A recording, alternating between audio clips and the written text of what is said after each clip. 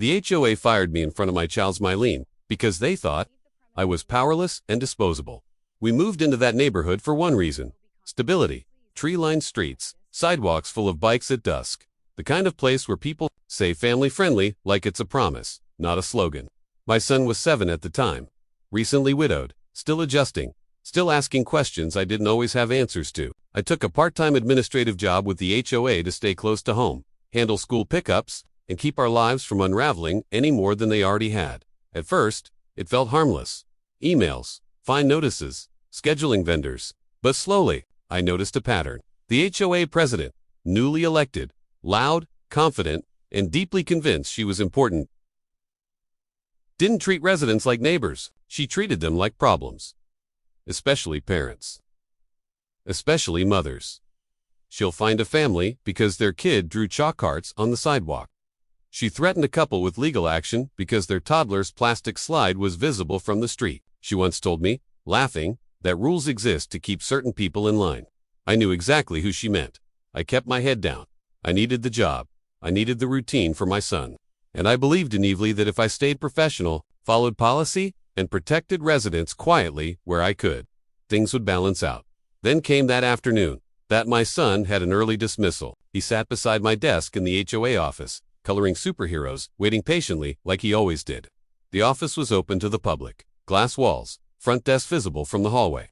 That's when she came in. No greeting, no warning.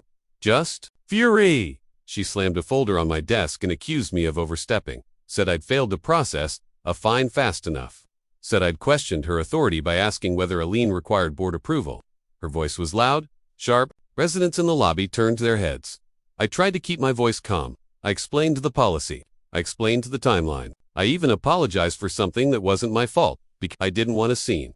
That's when she smiled. She looked at my son, then back at me, and said, "You're done here?" Effective immediately. I thought I misheard her. I asked if we could talk privately. She said no. She said this was a lesson. She announced my termination loudly enough for anyone within 20 feet to hear. Said I was unprofessional, disrespectful, a bad example. My son froze. He asked quietly, "Mom, are we in trouble?" She rolled her eyes and said, "This is what happens when people forget their place." Something in me snapped, but not outwardly. I stood up. I asked her to lower her voice. I reminded her that this was a workplace in a residential community. I said I lived here too. She laughed. Actually laughed. "Employees don't get opinions," she said. "Turn in your badge and leave the property." Leave the property. She said it like she owned it, like she owned us. I handed over the badge. I packed my bag. I held my son's hand as she walked us toward the door. Past neighbors who avoided eye contact. Some looked uncomfortable. Some looked relieved. It wasn't them. No one spoke. Before we even reached home, my phone buzzed. A massed email had gone out. She'd framed my firing as circulated. She painted me as unstable, as difficult, as someone who didn't belong in a family-oriented community. That night, after I put my son to bed he asked if we'd have to move. After he asked if he did something wrong, I sat at the kitchen table with a laptop and a folder I hadn't opened in years. Paperwork my father had left behind. Before he passed, my dad had invested in the development of that community. Not casually, substantially. Our home wasn't just a unit under the HOA. It carried ownership rights tied directly to the HOA charter itself. Rights that transferred to me.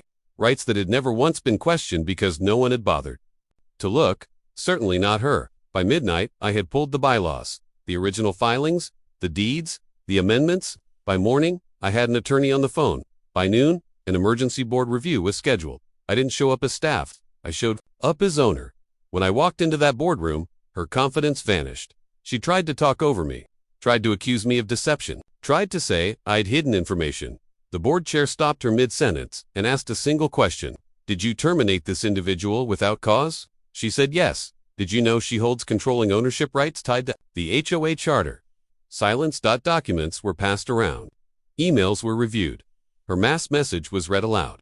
Parents began to speak. One father described being threatened with fines for letting his autistic son pace on the sidewalk. A single mother talked about being intimidated over late dues during a medical emergency. By mid-afternoon, the vote was called. Her termination was immediate for abuse of power, for misconduct, for creating a hostile environment. Security escorted her out of the same office she'd used to humiliate families. An email went out correcting the record. Publicly, my termination was rescinded. An apology was issued. Policies were frozen, pending review. That evening, neighbors brought food. My son asked why everyone was nicer now. I told him sometimes bullies feel big until the rules finally apply to them. She tried to fire me to feel powerful. She lost everything by sundown. What would you have done?